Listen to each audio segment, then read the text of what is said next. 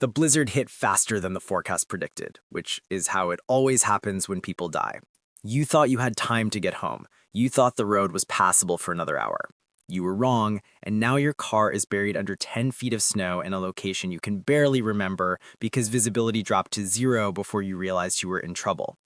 The engine is off, the heat is gone, the snow is still falling and it's not stopping, and you're learning in real time that being buried alive comes in more than one form, and all of them end the same way if you don't understand the physics of what's happening to your body right now. 10 feet of snow above you means nobody is finding you by sight. Your car is an invisible lump in a white landscape that all looks identical. Search and rescue, if they're even looking, if they even know you're missing, won't spot you from the air. They won't see your tracks because they're buried under 6 feet of fresh powder. They won't hear you yelling because sound doesn't travel through compacted snow, it just dies a few feet from your mouth like you're screaming into a pillow. You are alone in a tomb made of frozen water, and the clock is running on how long your body can maintain core temperature in an environment specifically designed by physics to extract heat from anything warmer than 32 degrees Fahrenheit. The first thing you need to understand, the thing that keeps you alive if you're smart and kills you if you're not, is that snow is insulation. That's the counterintuitive fact your brain fights against while you're panicking.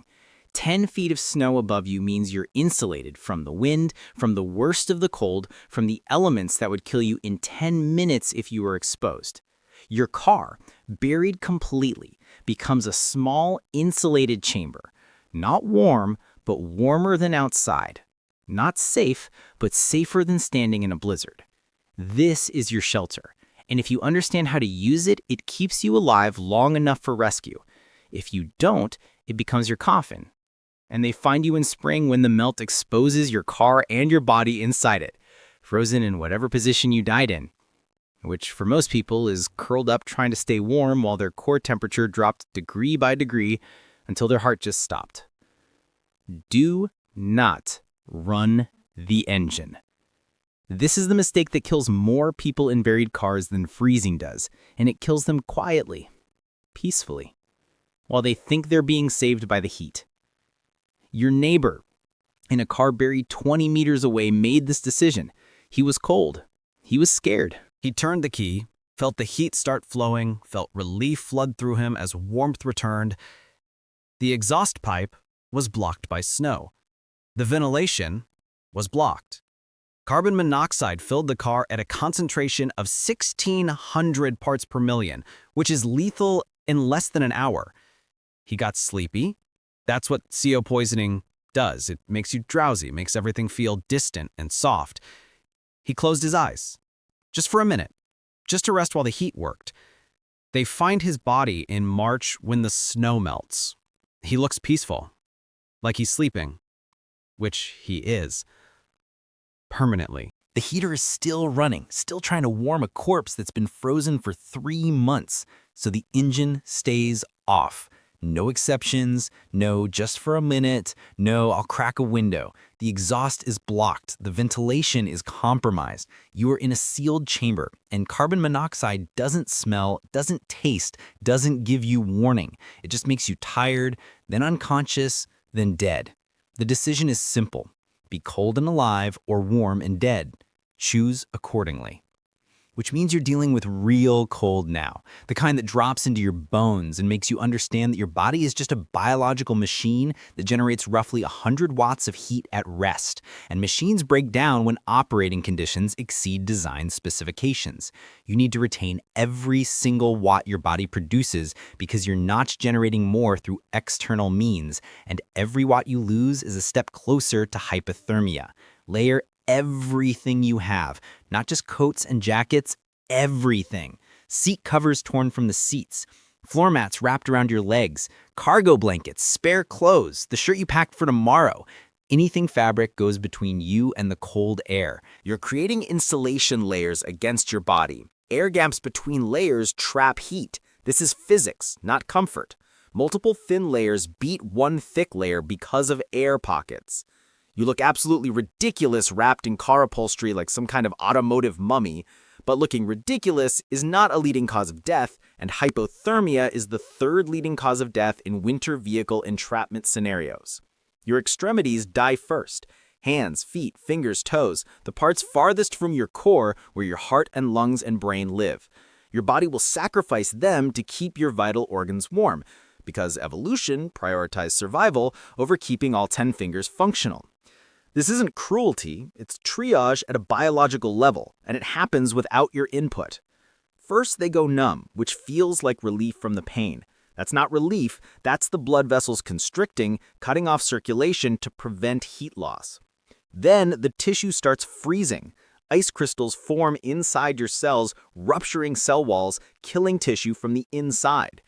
By the time you feel pain again, if you do, the damage is done. The tissue is dead. It turns black over the next days. It falls off eventually, if you live long enough to see it. 2 hikers trapped in a blizzard for 4 days were rescued alive. One lost 7 fingers and both feet below the ankle. The other lost all 10 toes and her left hand at the wrist. They survived. Parts of them didn't, so you protect your extremities aggressively. Hands inside your jacket against your core, tucked into your armpits where your body heat is concentrated. Feet elevated off the frozen car floor if possible, because contact with cold surfaces conducts heat away 25 times faster than cold air. If you have extra socks, they go on your hands. If you have gloves, you wear them and then cover them with socks or cloth or cut-up seat covers. Anything that adds layers adds survival time. Your head loses 7 to 10% of your body heat because it has high blood flow and relatively little insulation. In extreme cold, when you're operating on a tight thermal budget, that's the difference between maintaining core temperature and losing the fight.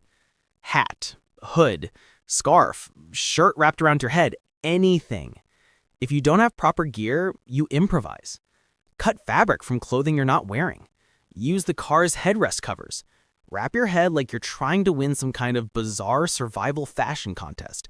Because you are, and second place is death from cerebral hypothermia, which happens when your brain gets too cold to maintain consciousness and you slip into a coma you don't wake up from. Movement generates heat, but also burns calories. And this is the balance you have to manage when you don't know if you're here for 12 hours or 72.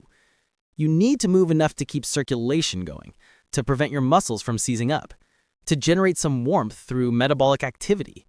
But you can't move so much that you burn through your energy reserves. Small movements. Flex your fingers and toes inside their insulation every few minutes. Tense and release major muscle groups. Rock slightly back and forth, enough to keep blood flowing, not enough to exhaust yourself or generate sweat, because sweat in cold weather is suicide in slow motion. Do not eat snow for water. This is survival advice people learn from movies, and it will kill you through thermodynamic stupidity. Snow is frozen water at well below freezing temperature, often 10 to 20 degrees Fahrenheit. Eating it forces your body to spend massive amounts of energy melting it and raising it to 98.6 degrees. Energy you cannot afford to spend when you're already fighting to maintain core temperature. A woman trapped in her car for 6 days ate snow regularly to stay hydrated. She was found hypothermic and barely conscious despite having adequate insulation because she'd burned through her entire caloric reserve melting snow inside her body. She died in the hospital 2 days later from complications of severe hypothermia. Kidneys failed, heart damaged, because she did something that seemed logical and was thermodynamically catastrophic. If you need water, you melt snow using body heat. Put it in a bottle or container and keep it against your core, inside your layers, against your stomach or chest. Your body heat melts it slowly without the catastrophic energy expenditure of eating it directly. It takes hours. It's uncomfortable having a frozen bottle against your skin. It works without killing you, which is the only metric that matters. Food, if you have it, becomes critical fuel. Your body is a furnace running on calories, and in extreme cold, it's burning them 20 to 30% faster than normal, just maintaining temperature. Small amounts, frequently, is the strategy. Not a feast, measured fuel to keep the biological engine running. Fats burn warmest and longest. Carbohydrates burn hot and fast. Proteins burn slower and steadier. If you packed emergency rations, this is why. If you didn't, you work with whatever you have. That granola bar in the glove box, that half-eaten bag of chips, that chocolate you were saving. Nothing is being saved anymore. It's all fuel, and fuel is life. Stay awake. Falling asleep in extreme cold without proper shelter is dangerous because your metabolic rate drops when you sleep, your body temperature drops with it, and your awareness drops to zero, so you can't make corrections if things deteriorate. People fall asleep cold and don't wake up not because they died in their sleep, but because they slipped into hypothermia during sleep, and their body never generated the distress signals that would have woken them. If you must sleep, you do it in short intervals, set alarms on your phone if it still has battery, and you ensure you're maximally insulated before you close your eyes. Sleep is a luxury you can't fully afford. But exhaustion is also dangerous because it impairs judgment and increases mistake frequency. Balance it. 15-minute naps. Frequent checks of your body temperature and awareness level. Constant vigilance that you're still functioning correctly. Your phone is your lifeline if it works, but batteries die fast and cold, losing 20 to 30% of capacity for every 10-degree drop in temperature. Using your phone drains it exponentially faster.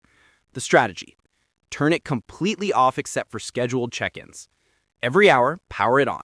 Check for signal, send your location if you have any connectivity at all, call 911 even if it doesn't connect, because the system might log the attempt and the cell tower ping.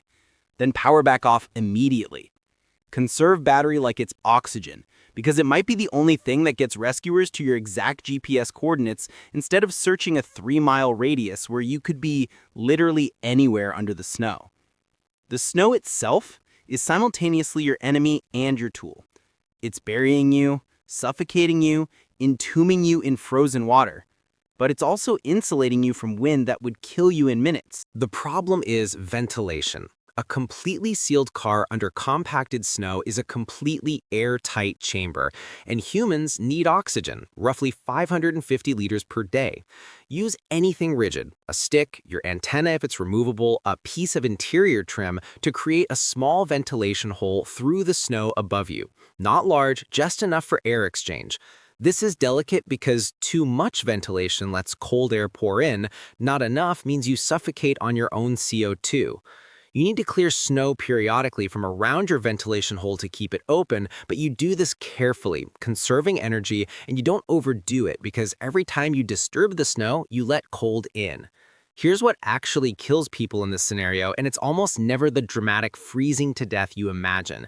It's a cascade of small failures that accumulate into fatal outcomes.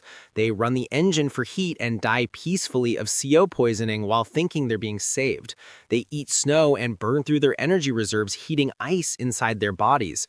They don't insulate properly and lose core temperature gradually over 48 hours until their heart develops arrhythmia and stops. They panic and exhaust themselves trying to dig out through 10 feet of compacted snow, which is physically impossible and burns calories they desperately need. They fall asleep without adequate preparation, and their body temperature drops during sleep below the threshold for consciousness. They make one decision that seems fine in isolation, just a little engine heat, just eating some snow, just one aggressive digging attempt, and that decision combines with cold and time and insufficient calories to become fatal. The psychology is harder than the physical challenge. You're buried alive, conscious, aware that you're trapped under a mountain of frozen water. The walls are closing in psychologically, even though they're not moving. Panic is easy. Panic is the natural response to being entombed. Panic will kill you faster than cold because panic makes you hyperventilate, wasting oxygen and expelling heat through rapid breathing. Panic makes you move erratically, thrashing, burning calories you desperately need. Panic makes you do something, anything, even if that something makes your situation catastrophically worse. You have to force calm, controlled breathing. Slow, measured. Each breath deliberate. 4 counts in, hold 4 counts, 4 counts out. This is not meditation bullshit. This is physiology. Controlled breathing conserves oxygen, conserves heat, lowers heart rate, reduces caloric burn. You acknowledge the fear. It's real. It's valid. You are in mortal danger, but you don't let it control your actions. You're in a survival situation with clear parameters. Stay warm, stay oxygenated, stay mentally functional until rescue or until conditions change. That's the mission. Everything else is psychological noise that will kill you if you let it. Time distortion is real and disorienting. Minutes feel like hours when you're cold and scared. Hours disappear into uncertainty when you're trying to sleep or conserve energy. You lose track of whether it's day or night because you're buried and light barely penetrates. Your circadian rhythm breaks down. Your sense of duration becomes unreliable. Your phone, if it's working, becomes your anchor to objective time. Mark hours. Note when you last ate, last checked for signal, last created ventilation. This matters for rationing, for maintaining mental structure, for preventing the psychological drift that leads to poor decisions. A man trapped for 5 days thought he'd been buried for 2. He'd been rationing food for 2 days. He ran out on day 3 and starved for 2 more days before rescue because he'd miscalculated time and consumed his supplies too quickly. If you have other people in the car, body heat stacking becomes critical survival strategy. Huddle together in the back seat if possible, maximizing shared surface area. 2 people maintaining core temperature is exponentially easier than 1 person alone because you're pooling heat in a shared insulated space. 3 people is even better. But you also need to monitor each other constantly for signs of hypothermia because you can't always recognize it in yourself. Confusion, slurred speech, loss of coordination. Irrational decisions like trying to remove clothing because you feel hot when you're actually freezing. That's paradoxical undressing, the phenomenon where severely hypothermic people become convinced they're overheating, strip naked, and die within minutes. If someone in your car starts acting confused or trying to remove layers, you physically stop them. You add more insulation to them. You use your body heat to warm them because they're no longer competent to make decisions about their own survival. The snowstorm will end eventually. Blizzards don't last forever. The question is whether you last until it does. Most storms that drop 10 feet of snow are multi-day events, 48, 72 hours of continuous accumulation, which means at some point, the wind dies, the falling stops, visibility returns, and search and rescue becomes possible if anyone knows you're missing and has approximate coordinates. Your job is singular. Be alive when that happens. Still have core temperature above 95 degrees. Still have consciousness. Still be a person who can be rescued instead of a body that gets recovered in spring during melt season. When conditions improve, when you think rescue might be possible, you signal aggressively. Car horn in short bursts if your battery allows. 3 blasts, pause, 3 blasts. The universal distress signal. Anything you can bang against metal. Sound travels through snow better than you'd think, especially to people on the surface with acoustic equipment. You make your car visible if you can access the surface through your ventilation hole. Bright fabric. Anything that contrasts with white. A flag made from red clothing pushed through your ventilation hole into the snow above. But you don't waste energy on futile efforts. You don't try to dig 10 feet straight up through compacted snow with your hands, which is impossible and exhausting and will kill you through caloric depletion and exposure. You don't exhaust yourself on dramatic escape attempts that have 0 chance of success. You survive in place with boring discipline. You wait for conditions to improve or for rescue to arrive, and you maintain your body and your mind until one of those things happens. The people who survive being buried in cars under massive snowfall aren't the strongest or the most experienced. They're the ones who understood the physics of heat retention and the psychology of panic management. They're the ones who made boring, disciplined, correct decisions when everything in them screamed to do something dramatic. They're the ones who recognize that survival in extreme cold is mostly about not making mistakes, and every mistake Running the engine, eating snow, panicking, moving too much, not insulating enough, compounds with the next until the cumulative effect is fatal. You're trapped under 10 feet of snow, the storm is raging or just ended, nobody knows exactly where you are, the temperature inside your car is dropping toward ambient, which is well below freezing. You have limited resources, finite time, and a body that's fighting to maintain core temperature against an environment that's trying to extract that heat by every means physics allows. This is the situation. These are the parameters. Your body generates heat. Your job is to keep that heat inside your body through insulation, to fuel that heat generation through careful rationing of calories, to maintain consciousness and decision-making capability through discipline and time management. You don't run the engine. You layer everything. You protect extremities and head aggressively. You move minimally but consistently. You melt snow with body heat. Never eat it. You ration food in small, frequent amounts. You conserve phone battery through scheduled check-ins. You create and maintain ventilation carefully. You manage panic through controlled breathing and rational thought. You mark time, you signal when possible, you wait. The waiting is the hardest part psychologically. The fear that nobody is coming, that you'll die here in this metal coffin under a mountain of frozen water while the world continues above you, oblivious. But people do come. Rescue happens. Survivors get pulled out of buried vehicles every winter, hypothermic, but alive, because they did everything right when it mattered. The ones who don't make it are the ones who did one or two things wrong. Small errors that seemed reasonable at the time. Errors that cascaded into fatal outcomes when combined with cold and time. The storm will end. The snow will be cleared eventually. You will be found if you stay alive long enough to be found. Everything you do right now, every boring, disciplined decision, every uncomfortable but correct choice is buying time. Time for rescue to organize. Time for conditions to improve. Time for the equipment to arrive that can detect your car under 10 feet of snow and extract you before your body shuts down completely. Stay warm through insulation and calorie management. Stay alive through discipline and correct decisions. Wait for rescue with the understanding that rescue is coming. You just need to be alive when it arrives. That's the entire plan. And if you execute it correctly, if you don't panic, if you don't make the mistakes that kill people, it's enough. When they pull you out, hypothermic and exhausted but alive, you'll have survived something that kills dozens of people every winter.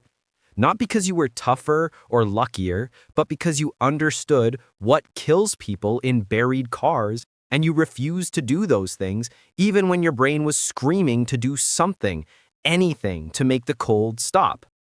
The cold stops when rescue arrives or when you die. Those are the only two endings. Your job is to ensure it's the first one.